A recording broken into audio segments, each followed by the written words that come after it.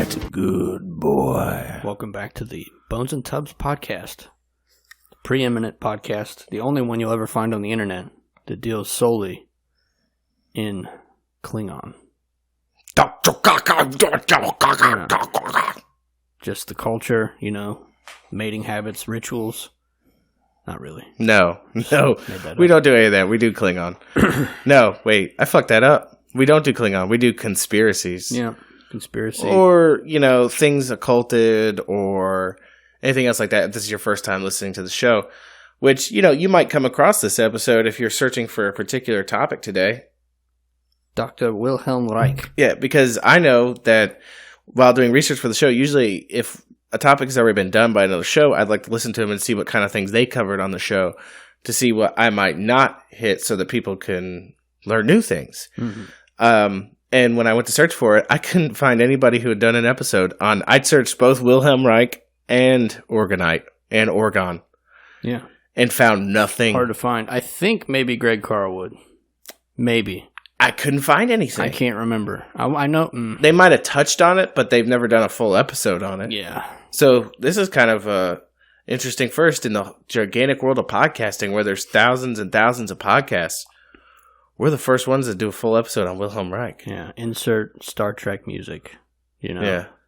We're at the forefront. The frontier. Have we reached the frontier now? I hope so. I mean, that's kind of interesting. I got a lot of hate on the back end of this. That I'm hopefully gonna spew out. Hopefully that caffeine pill will hit me the right way. Okay. Just as an upfront forenote for everyone listening, I'm on day 3 of a 5-day juice fast, and I feel like 16 pounds of dog shit.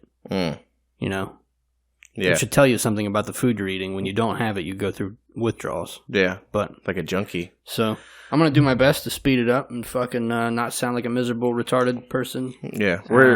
This is a first episode in a while. I think we haven't done road sodas. No. Hashtag sober. Then that's fine. This is an episode we probably want to be sober on anyways. Yeah. Not to, I don't want to get right into the subject because there's a couple of things we want to talk about. We didn't talk about North Korea and South Korea last week, did we? I think that broke. Oh, you mean Trump ending the North Korean-South Korean war? Yeah. Peace on the Korean peninsula? Yeah. No, we didn't talk about that. No, as I say, because I think that might have happened, like, literally the day after we did the show. Yeah. But just to put it out there for everybody out there, I'm sure you know about it already. I'm sure you've heard of it. Most of you out there probably have Facebook, Instagram, or anything else, and listen to news or do whatever. And you're listening to our show, which makes me assume that you've listened to some sort of news outlet. Yeah. Or you're just here for the dick jokes. Or if you just want a recap of what happened, basically North Korea and South Korea came together and said that they're finally ending the war between the two countries. When I saw the pictures and video of Kim Jong-un and what's the South Korean Moon? Honestly, I don't know that fucking guy. Yeah. You know what I mean? He doesn't have a cool haircut, so I'm not going to listen to what he has to say. But when I saw those two together holding hands and fucking hugging, I felt like I went through some sort of weird Mandela time warp. Yeah. Which makes sense because, given our last episode, was it the last episode? We talked about Trump's time machine. Mm-hmm. So. Yeah, because I just listened to the episode 2 days ago. Because I had to catch up on some Carlwood. Yeah. But, Carlwood South. Yeah, here's, and this is the thing that gets me is that, of course, his detractors said, oh, well, he had nothing to do with this. Well, you have the president of South Korea saying, oh, no, he had a direct correlation with it. And then I saw a quote by him the other day. A reporter yelled to him, how would you feel about winning the Nobel Prize? And, for being Trump, and he's not a very eloquent guy, he never says anything that, is a good, pow. You know what I mean? He's good for a couple one-liners here and there, but not for something like this. When asked how he'd feel about winning the Nobel Prize for Peace, he said, peace is the prize. Oh. Fuck. Yeah. Yeah. I'm not one to worship at the foot of a fucking statue, Listen, I'm not going to do it either. I'm just putting out facts right now. Right. Facts. I'm just saying. Think about it. A war that how many presidents have lived through this war? I'm not going to count it up, but I'm going to assume at least 7. 7 presidents. Sounds about right. It's a good number. Yeah. 7, maybe 8. maybe 6. I'm going to say 7. I think 7 sounds like it's that's the power number. So I'm going to say 7 presidents have lived through this war, this continuous war that's gone on with, a DMZ, all that nonsense. And it's over. And they're also ending their nuclear program. Let me ask you, everybody out there, and you, Mr. Tubbs, what the fuck do you think Trump did to achieve this? I don't even know. I'm wondering if, like... I want to believe, like, we're a conspiracy podcast, so we have to kind of take the conspiracy angle on this. I think there's something more going on. Oh, there has to be something more. That we just don't know about. Like you said, how many fucking years has the global community and previous American administrations been trying to achieve this, right? I think that he did sanctions in a way to where he couldn't get anything that he wanted, personally. Yeah. And things that would only hurt his reputation. And then he went over there like 3 a.m, and he had like a barrel of American whiskey. He had a bunch of cheese, a bunch of little boys, whatever it is Kim might be into. Yeah. And then he just showed him a photo album for the last 30 days of pictures of Kim Jong-un while he was asleep. And he's like, I'll leave you with this. I mean, it's possible. I mean, like we talked about it at the Factory of Sadness the other day, like this, if they get rid of the DMZ, and it's really as big of a shit show as we've been led to believe in North Korea, then what's to stop his entire citizenry from fucking... That's what I said. Like, running across the border? How are these people going to, how are they going to open this up? And these people aren't just going to be like, bye. Yeah. Like, once the border opens up, it's not just people leaving. It's the information they'll be getting. And you mentioned the fact that people have been droning thumb drives. Yeah, they've got this whole underground movement where they either drone over or they've got like tunnels where they'll send South Korean or other countries' missionaries into these tunnels to meet with dissidents in North Korea and give them like thumb drives, cheap laptops, and it's filled with real fake news, modern movies, culture, and music. So maybe he just realized that there was only so much time before the rabbit was going to be out of the hat. It's just hard to imagine what you would have to do to change someone who's grown up in a family where you're raised as a godson. But see, this is another feather in his cap because he beat them to whoever was going to do it. He beat him to the punch. Yeah, because he was like, oh, "No, I'm gonna end this war." The sufferer in me likes to think that it's all some sort of weird trickery where it's going to like EMP the United States. Well, as I say that, or I talked about the postulation that they're getting ready to shore up for the great rise of Eastern civilization again, and that. The Silk Road, new Silk Road? The new Silk Road, and that China basically like put the thumb screws down on fucking North Korea and said, end it. Interestingly enough, I think last year, I believe it was 2 years ago, China had strengthened its border in between China and North Korea to stop an influx of North Korean refugees. Yeah. So yeah. I mean, what if President Xi in reality was the real perpetrator of this quote-unquote peace? Probably. We're in so much fucking debt to the Chinese, they pretty much own us. We can't pay it back. Yeah. That's that little tidbit for you guys. You got our little conspiratorial spin. Maybe later on when anything else develops, we'll be able to do a show about it. Did you have a few words to say to Oregon Knife Man? Yeah. Oregon Knife Guy? We looked into that Saudi Arabia and Yemen thing, and for all of you listening out there, if you didn't know, and the crazy part is there's not a lot of information about this. So obviously nobody wants, mainstream media does not want you to know, or just kept it out of the limelight because you said something about it. I'm glad you did, Oregon Knife Man, because I would have never known about it. Right. I would have known that Saudi Arabia has been dropping bombs on Yemen since 2015 to defeat rebels who are supported by Iran. Yeah. It would make sense, too, that we're, it's like the global four-dimensional chessboard. Yeah. We have all these proxy wars going on, these things that we support. Of course we would support the fucking Saudis. Of course. And, of course we would. For anybody out there that likes a little YouTube conspiracy angle, check out Sage Wonder. Just did a sweet video on Iran being the next chip to fall in World War III. That's a good one.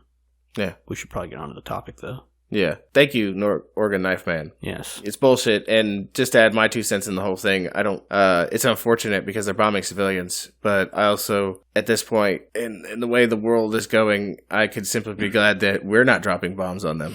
Right. I mean, we are fueling their planes that are dropping bombs. So I guess we are kind of, interfering. Helping them out. Yeah. But, okay. So on to the topic. Today, it is Wilhelm Reich. And Organite Energies. I'm going to take the reins on Wilhelm Reich and his backstory. And my partner's going to talk about Oregonite, and those energies that come with them. So Wilhelm Reich was a doctor of medicine and psychoanalysis. Kind of a pioneer. Like, he came in, he was working with Freud. Freud, Jung. He didn't work with Jung, but we're talking about a time when psychoanalysis was in its infancy. Like, before then, they didn't have any of this stuff. They didn't have, you didn't sit in a chair and talk about your problems. Right. You know what I mean? You just dealt with them. Pull yourself up by your bootstraps, Jimmy. More or less. But, he was born 1897 in Hungary, Austria, which is now the Ukraine. He went to school in Vienna and he started working with Freud. And that's where a lot of his work began. Because if you know anything about Freud, you know that Freud was what we would call the father of modern psychoanalysis. And he came up with conclusions involving where our neuroses come from. Even Freud believed that a lot of it came from the subconscious, though he believed that it leaned towards a lot of it had to do with sexual frustration in childhood and growing up, and it had a lot to do with your economic status as well. More or less, like he worked under Freud, and then he began to work on his own stuff while still working with Freud, and Freud kind of didn't really take him seriously because, his work on orgasmic potency, Freud called his hobby horse. Like, Freud didn't put too much stock in this. I mean, that's not to say that there wasn't stock in it. It's simply, it wasn't Freud, so Freud really wouldn't put stock in it in the first place. Wasn't that originally what made them kind of separate? Because he worked with him for a while, and then he was like, I've got better stuff to do. Basically, what happened, and a lot of what happened was he wrote this huge book on it, and he gave one of the first copies to Freud. Freud looks at it, and it's a big book, big novel, big read. And Freud simply says, "You needed this much?" Yeah. Jeez. And then later on just wrote a small, very nondescript analysis of the book, like a critique. It was positive, but considering its length, Reich took it as disapproval. Mm-hmm. But that didn't stop him. He continued on his research. And if you haven't looked into anything he's done, Reich believed that, basically more or less all neuroses came from something that happened to you, and it manifests itself in your sexual frustrations, more or less. That's what I kind of got from it. I wonder what he would think about these incels or involuntary celibates that are rolling around, blowing up Waffle Houses. Okay, and you know what? He'd probably be on board with the notion that that's the problem, is they're not getting laid. He was a big proponent of teenage sex. Legalized prostitution, probably, too. Oh, yeah. And a lot of historians also believe that he was a victim of sexual assault as a child, and that's what led him down this road. He had a fucked up childhood. Yeah. He, him and his maid, were fucking when he was 11. Do you hear about it? Did you read about his parents? Yeah, okay, so this is some fucked up shit. So, his mom and his live-in tutor were fucking, right? Yes. They were having sex. And Reich found out about it. And in his diaries, he contemplates a couple of options. Either tell his father that she's cheating on him with the tutor, or go to his mother and try to ply her for sex. Ooh-wee. Shoo-wee, Papa. To not tell. Yeah. Okay, so this dude is a little bit Yeah. I'm not saying that discounts his ideas, because there's a lot of people in history, they're, we talk about Crowley, for fuck's sake. Right. Everybody's got their, what's the saying? The greater the light, the darker the shadow. Yeah. He ultimately told his father, who then kicked out the tutor. And then his mother later committed suicide. I guess his dad died 4 years or 4 months after her suicide? Tuberculosis. Yeah. Mm-hmm. And his brother died of TB as well. No problem. And he also got TB, but he got over it. Yeah. From everything I read about him, he seemed like, just on the regular, he seemed like a very cantankerous dude. Someone said that he looked like shabby, but also he somehow had the ability to look shabby but distinguished at the same time. Like his clothes were ill-fitting, and he always looked grumpy, and he just always looked like he was a mess, but at the same time somehow it managed to emanate this energy of just confidence and understanding. And he also had psoriasis, so he had a very ruddy complexion too. He started his research on orgastic potency, and the notion is that our sexual desires and our sexual needs manifest themselves in an invisible way through our orgastic potency. It's like our energy, our life energy. Yeah. How we express it is how healthy we are in every facet of our life, more or less. It seemed like the notion is that if you weren't, and that's why he advocated teenage sex, because he said that we needed to be fucking at an early age and keep fucking. Get it in. Yeah. Yeah. Otherwise, it would harness our potency in different ways. And he even tied it into fascism and said that fascism was a result of sexual repression.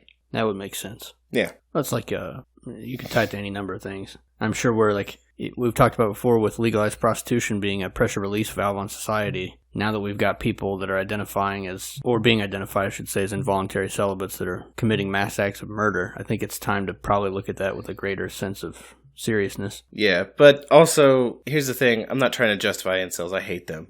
Well, yeah, you should hate them. Because I think it's more their problem than a woman's problem that they can't get fucked. But at least in legalized prostitution, they make you take a shower before you commit the act. True. So he can't force his Cheeto-stained dick on you for monies. Wash your dick. Unless that's your thing, I guess. But basically, he worked mostly in Germany and Austria through the 20s and up through the 30s. And then the Nazis took power. And they also stopped allowing him they told all the publishing companies with the books he was writing that they could no longer publish them. Crimes. They claimed it was because they probably were mad, one, because he was tying fascism to sexual repression, and two, probably because he was trying to... Okay, here's the thing. He was a communist, but I think it was a reaction to fascism. Right. He even kind of said, later on, that his communist ties were a reaction to fascism in and of itself, because he thought that if fascism was the repression of sexual energy, then communism must be the true expression of it. Right. Which, for the time, I'm sure that's solid, but, it's 2018 now. Come on. Yeah. I have to give props to the dude. He was at the forefront. He coined the term sexual revolution. And he understood that governments used sexual repression as a tool just as much as other forms of repression. And understood that, we needed to break away from that in order to find our true selves and come to our full potential. Right. I'll give him that. That makes sense to me. Because governments, and especially repressive governments, has used sex as a tool for a long time. Right. To control people. And still do. Harness their orgone for destruction. But yeah, so dude was married 4 times in his life. And lots of mistresses. Lots of sexual partners. He was promiscuous. He kept that orgone flowing. Yeah, he was a horn dog. Yeah. He was a defendant. He was a horn dog from way back. He lived life. Lived it hornily. Yes. More or less, he fled from Germany, and then he just kind of moved around for many a years during the war, and then eventually moved to the United States. Continued his practices there of the notions of orgastic potency and orgone energy, which he developed. And that's when I'm going to pass it off to you. I don't know enough about exactly how he came about this, other than, like you said already, his study with Freud into the inner, creation, manifestation, and charging of the organ energy through sex. But somehow he transferred that into the outward world, and he basically found... if you go to Wikipedia, which is basically an encyclopedia version of Snopes that just shits on anything that's real, they'll tell you it's pseudoscientific, but he has created a series of books and writings that you can still find, and he gives you instruction on how to build these things that he used to test his theories, and they're being replicated by other people. Yeah. It's not pseudoscience, it's actual science, which...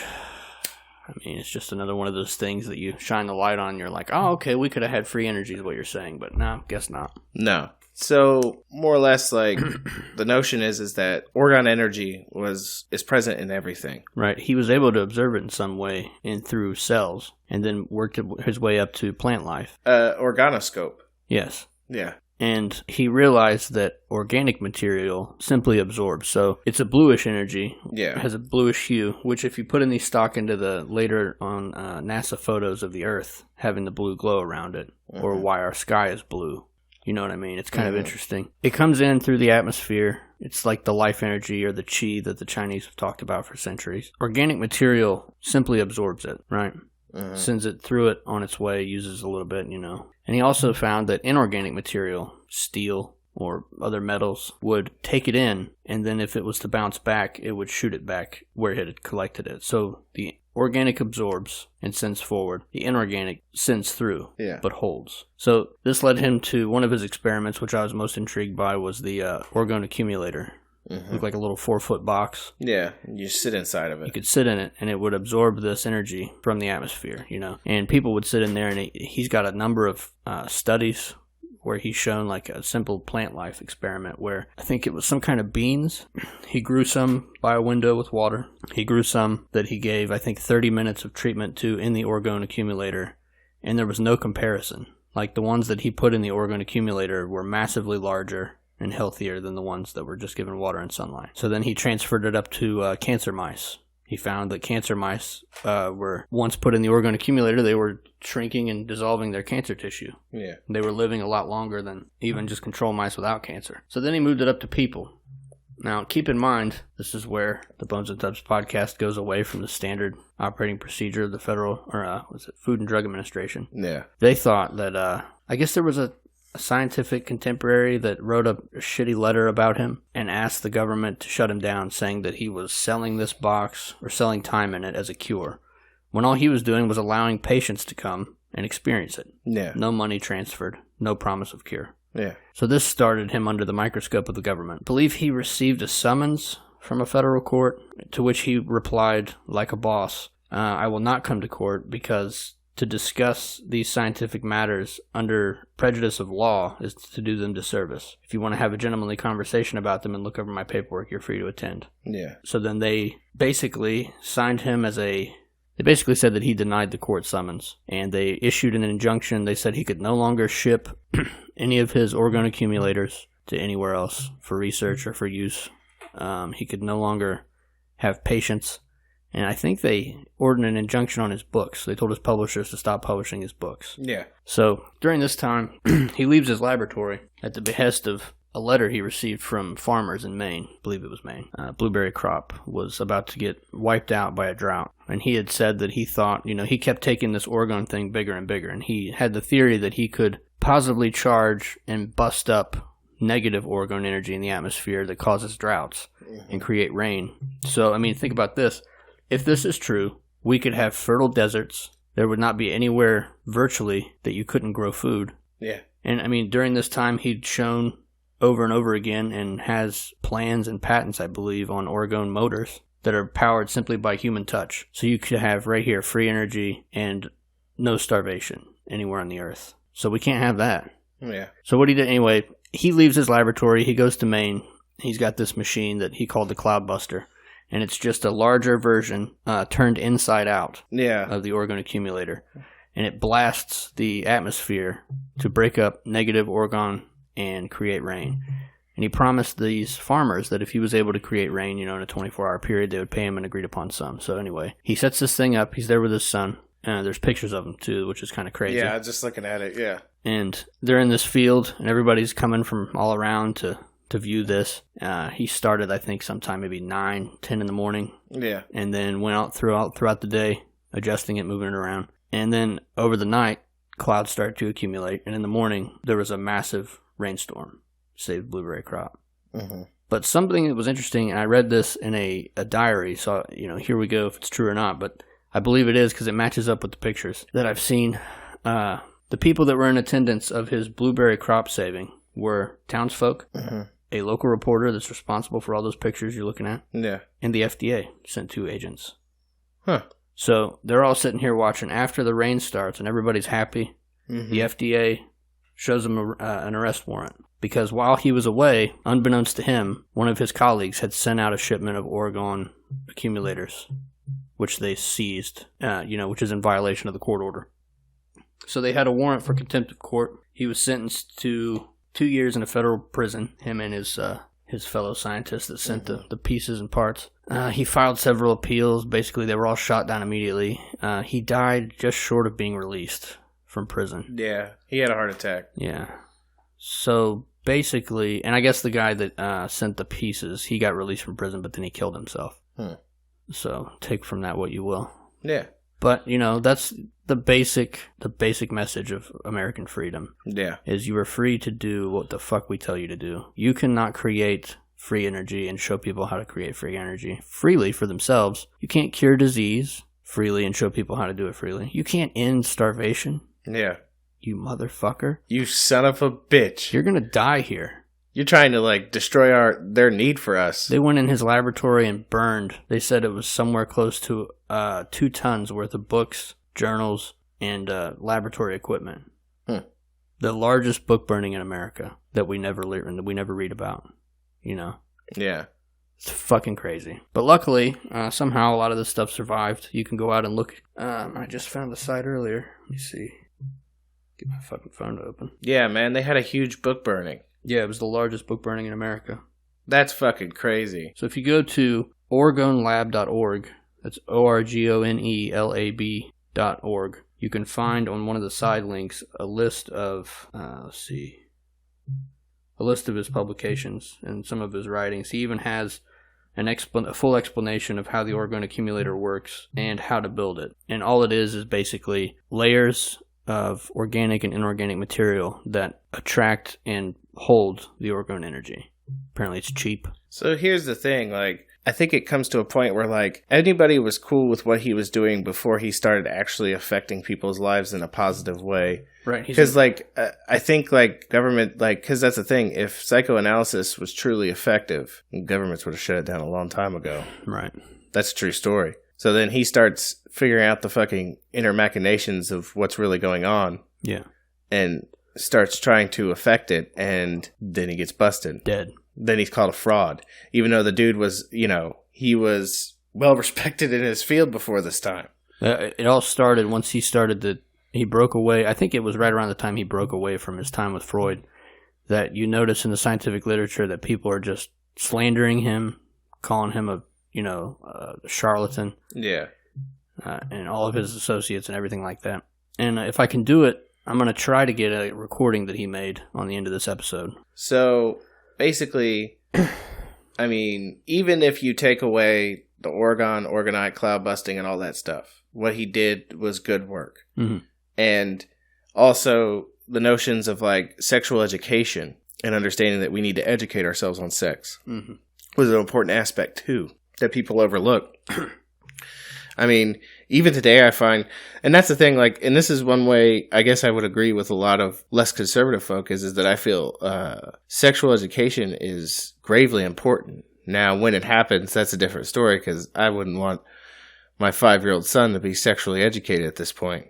He's a 5-year-old. Right. He's, as far as I'm concerned, he's still androgynous. They all just, a lot of the things I've been reading recently make a lot of sense. They say it's 1 to 6 or 1 to 7. You're basically just programming your subconscious mind. Yeah. You know what I mean?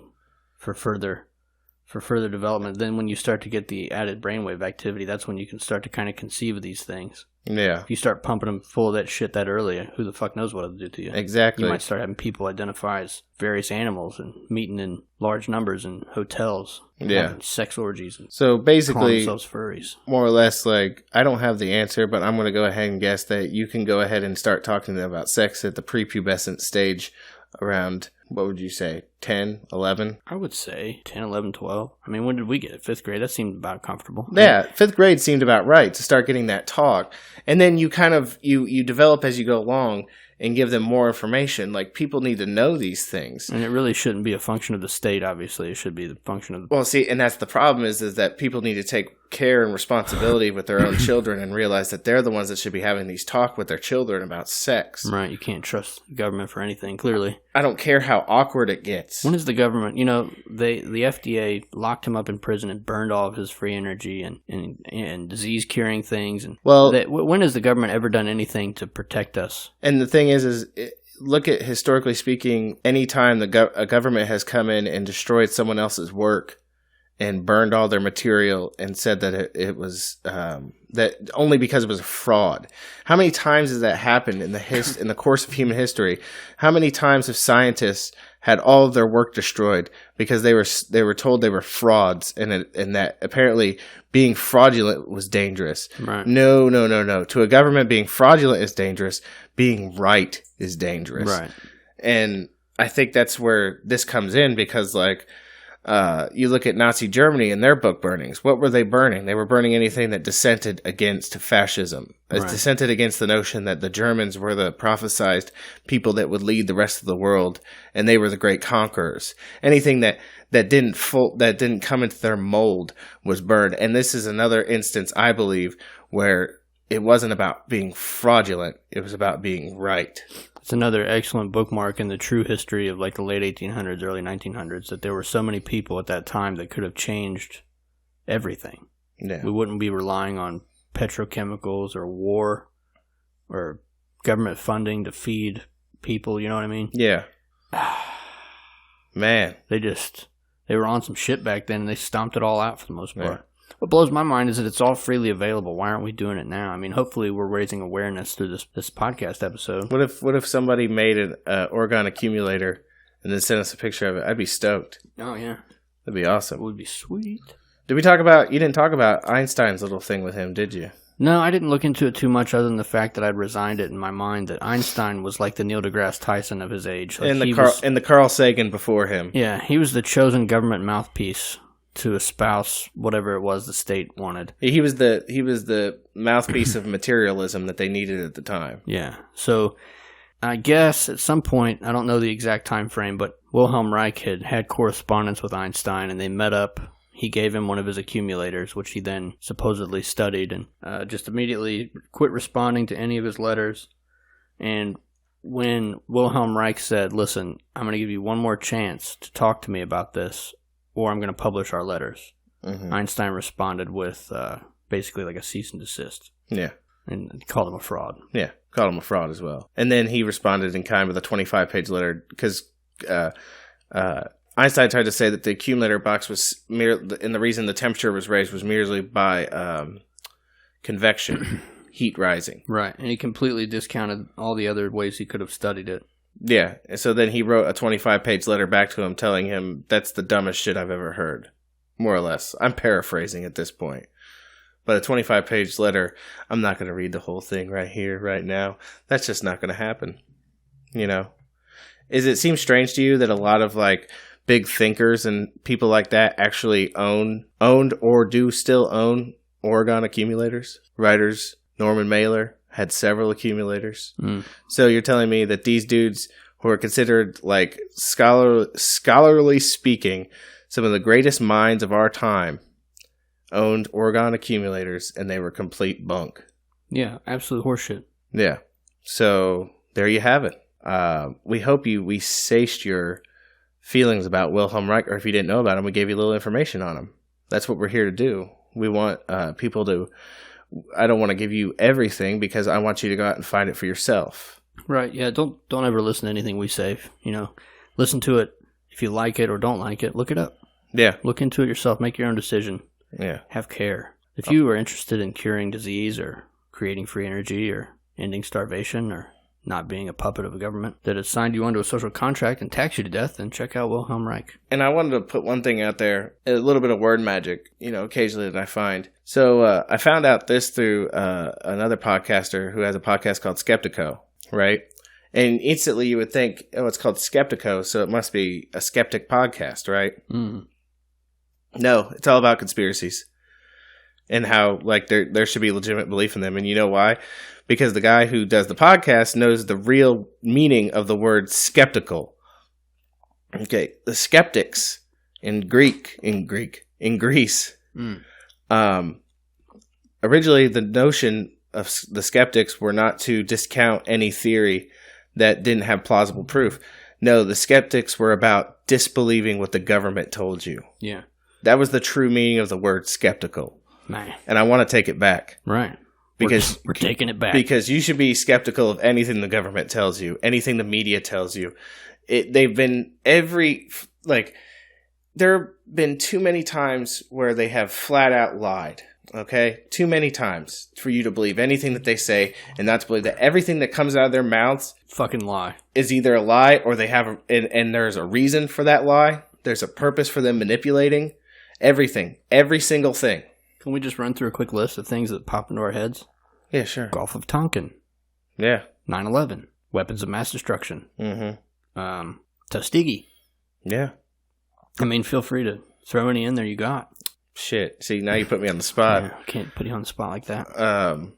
Well, I mean, fluoride is good for you. I was say fluoride is good for you, or Ruby Ridge, yeah. Waco, which we've done, and they try to spin this tale about how these people are crazy nuts living in the woods, raping their kids and shit. No, that's not the case at all. They were sovereign individuals who had their sovereignty taken away from them by a government. Mm. That's, you know what I mean? Like, it's a list too long to really smash through. Yeah, the government lies. Yeah, all the time. You know, the media lies. I love Pascal's breakdown of government. You know, it just means mind control. Yeah, that's all it means. Yeah, same thing. And media is just a tool of the government. Don't kid yourself on this. Do the work yourself. It's like, you know, so many people they do so little work. Like, you know, you posted that thing earlier, and that guy wanted to say, try to give us a definition of what rape meant. Like, we don't know what that means. Right. You know what I mean? Do some work. Yeah, motherfucker. Do some fucking work. I do agree with him, though, but he's wrong. Yeah, he's wrong. We posted a picture of Bill Cosby and Bill Clinton, and it said something about two Bills walking a bar, and everybody's getting raped. Yeah. And he said, what did he say? Something along the lines of... It's not rape if the person paid for it, or something like that. Something along those lines. So by that by that notion, all the women that Bill Clinton raped or sexually assaulted because he paid them off afterwards, or had his wife slander them or threaten them with violence or outright murder them, that made it okay?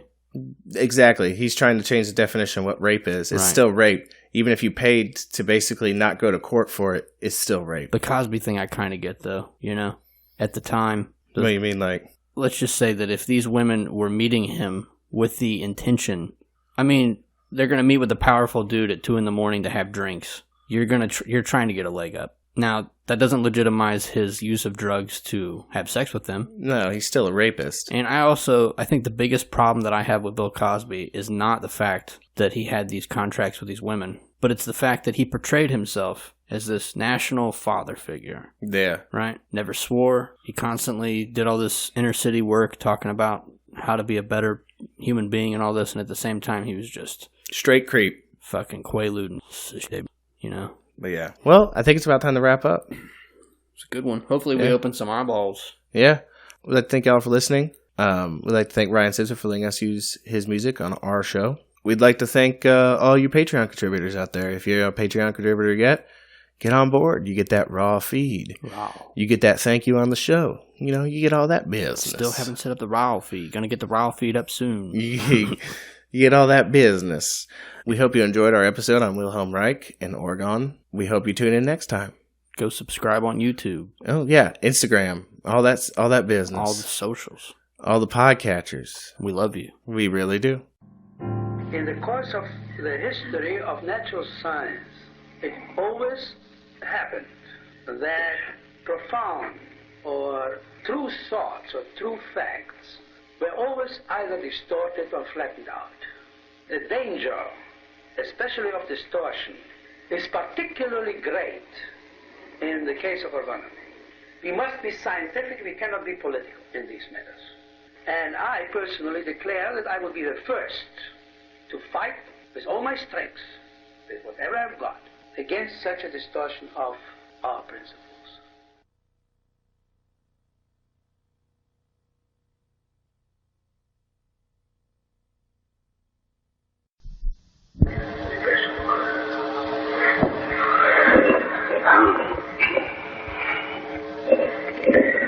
It is April 3rd, 1952, at Orgonon, Rangeley, Maine.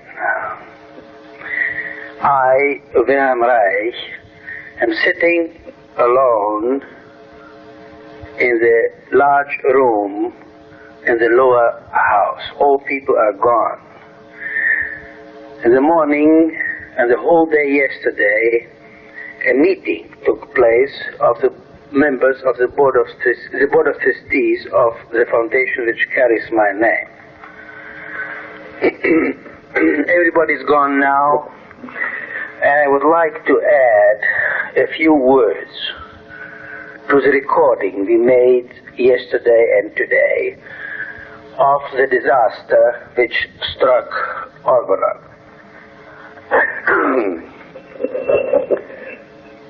There's nobody here to listen to what I'm saying. The recording apparatus is the only witness.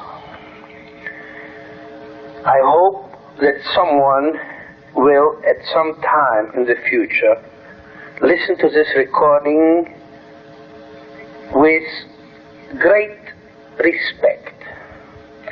Respect for the courage that was necessary to sustain the research work in orgone energy and life energy all through these years.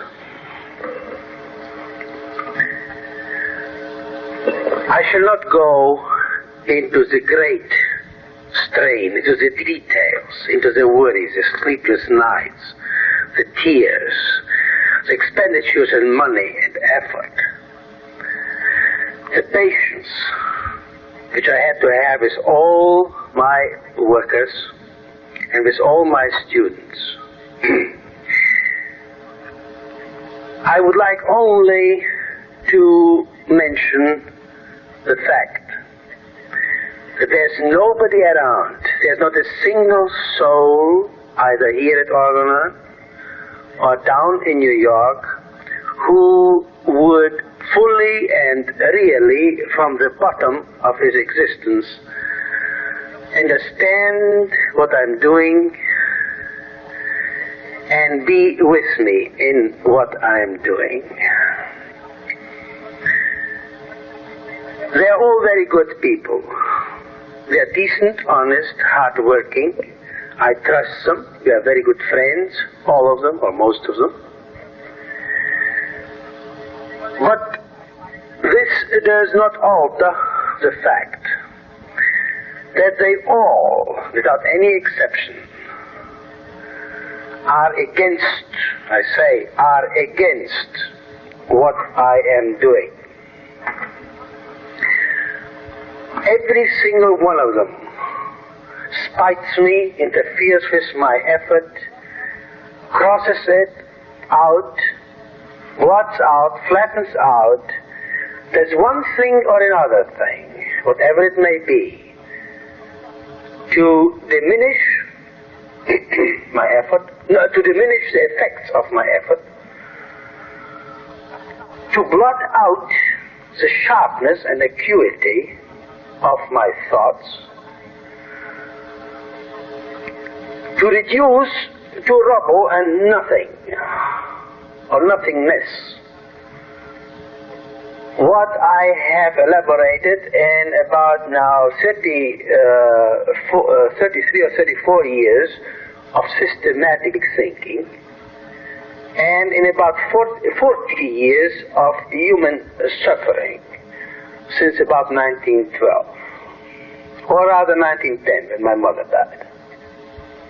There is not a single soul around who would fully understand or would not say no to it all.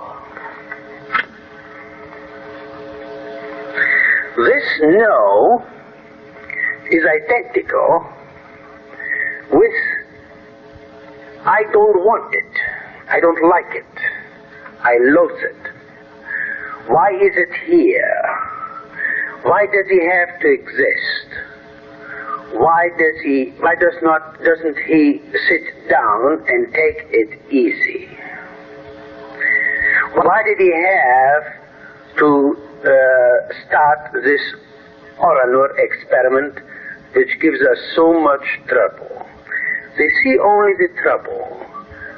They don't see or they don't want to realize what it means for medicine, biology, and science in general, as well as philosophy, to have this Oranur going.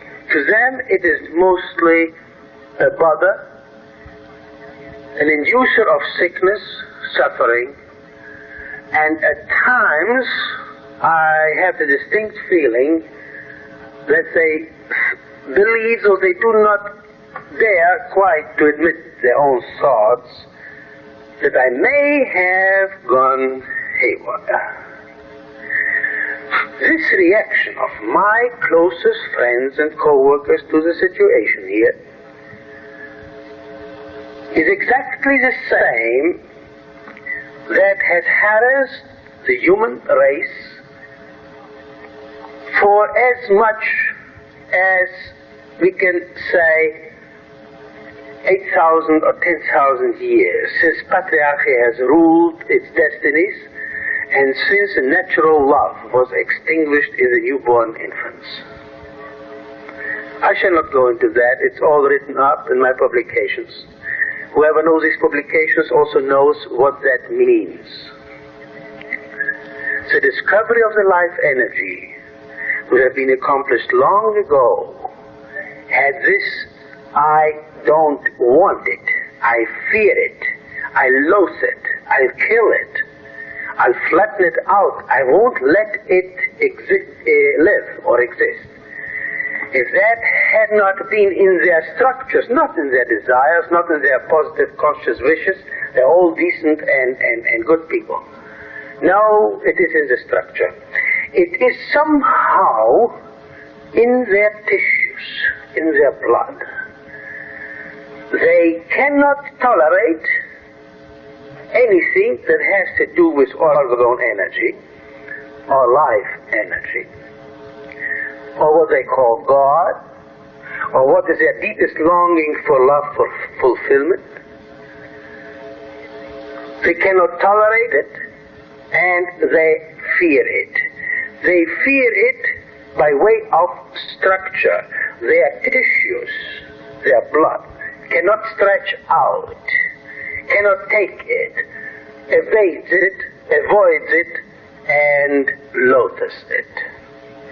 I do not say all this to depreciate their efforts, their honor, their loves, their lives. I say it because it is true, because it turns up in every single move, in every single word, in every single opinion, in every single paper, in every single thing they did to whatever ever had to do with the discovery of genitality, life, love. Such people as Lawrence, or such philosophies as Giordano Bruno's, or such great lives as Jesus Christ, and so forth and so forth. It is a sad, lonely chapter of the human race. I don't feel that I am obligated to solve this riddle or to do anything about it. I happen to discover the life energy. I happen to induce the Oranur experiment. I know what it means for the future development of medicine, biology, philosophy, and natural science. I'm fully aware of it. And in this awareness, I am completely alone. There's no soul anywhere far and wide to talk to give one's feelings, to let one's feelings go freely, to speak like as friends speak to each other. This is all.